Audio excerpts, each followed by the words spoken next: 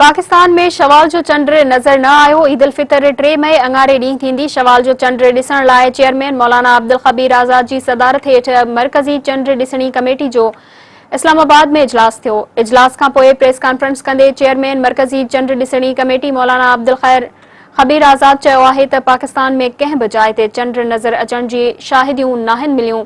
सुभाणे 30 रोज़ो हूंदो जॾहिं त ईद उल फितर 3 मई अंगारे ॾींहुं ते थींदी।